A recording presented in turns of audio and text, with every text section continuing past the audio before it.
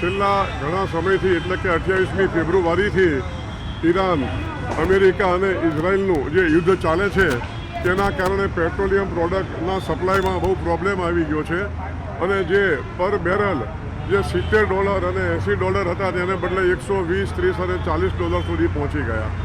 તેને કારણે પેટ્રોલ અને ડીઝલના ભાવમાં ખૂબ વધારો જરૂરી હતું, કારણ કે શોર્ટ સપ્લાય પણ હતું અને ભાવ પણ વધી ગયા હતા.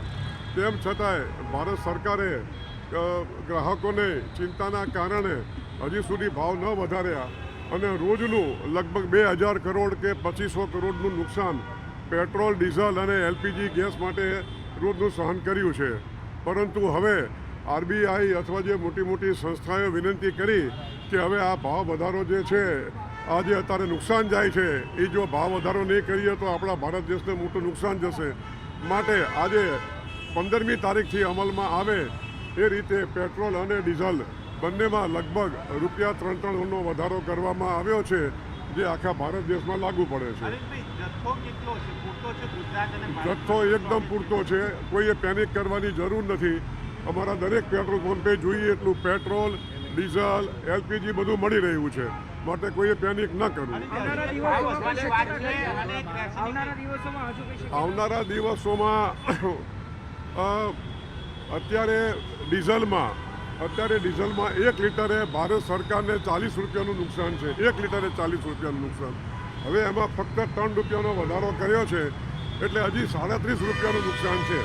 એવી રીતે પેટ્રોલમાં ₹20 નુકસાન છે, તેમાં ₹3 વધારો કર્યો છે, એટલે હજી ₹17 નુકસાન છે. એટલે હવે આમાં ભારત સરકાર શું કરે છે એ હું કહું, એમાં હું કદાચ કહી ના શકું. આ ખાલી ભાવ વધારો, લોકોને ડર હતો કે ભાવ વધારો આવે છે એટલે લોકોએ પેનિક કરીને અને હોર્ડિંગ કર્યું છે.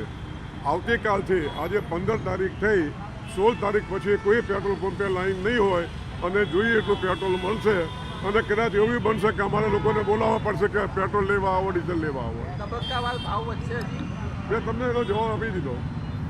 સૌરાષ્ટ્ર બાજુ જોવા જઈએ તો ડીઝલ છે નહીં, અત્યારે 500 નું ડીઝલ મળી રહે. આ બધું આપની બિલકુલ સાચી વાત છે. આ ભાવ વધારાના કારણે લોકો હોર્ડિંગ કરતા હતા. એટલા માટે આપણે એવું હશે તો 17મી તારીખે મળીશું. 17મી તારીખે આ પરિસ્થિતિ નહીં હોય.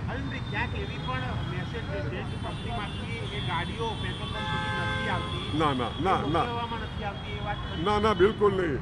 અમને ગયા વર્ષે જે અમે પેટ્રોલ ડીઝલ વેચ્યું હતું હિસ્ટોરિકલ, તેના કરતાં 25%, 30% અમને વધારે ડીઝલ પેટ્રોલ આપે છે. આજે મોદી સાહેબે પેટ્રોલનું કીધું છે, એના લીધે અમારું જે ફિલ્ડ સ્ટાફ હોય એ લોકોને રેગ્યુલર બેઝ ઉપર તકલીફ ના પડે એના માટે બધા ફૂલ કરાવે છે. જેટલા બી ફિલ્ડ સ્ટાફ હોય એ તમને બી ધ્યાન હશે, મેં બી ફૂલ કરાવી. આજે ભાવ વધારો પણ થયો છે, શું માની રહ્યા છો?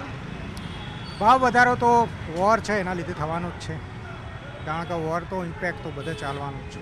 એ તો તમને ખ્યાલ છે, બધાનો બી ખ્યાલ છે. નમસ્તે. Thank you. હા, સર આપના? કાંતિભાઈ પટેલ. સર, આજે ભાવ વધારો પણ થયો છે અને સાથે પેટ્રોલ ડીઝલની બચત થાય તે માટે કાર પુલિંગની પણ વાત કરી શકશો? અત્યારે બેન જો કે ચાલે છે એ પ્રમાણે જુઓ તો વર્ક ફ્રોમ હોમની બી જાહેરાત કરીએ તો એના માટે એ પણ હોવું જરૂરી. જેવા કે અમારી કંપની વર્ક ફ્રોમ હોમની પરમિશન આપે, રિઝર્વ બેંક એપ્રુવડ કંપની, એ તો વર્ક ફ્રોમ હોમ થઈ શકે, એટલે એટલી બચત તો થઈ શકે. બીજું કે જે વધારે પડતા 4 વ્હીલરનો યુઝ થાય એનો થોડા પ્રમાણમાં ઓછો થાય તો એનાથી પણ બચત થઈ શકે પેટ્રોલ ડીઝલમાં.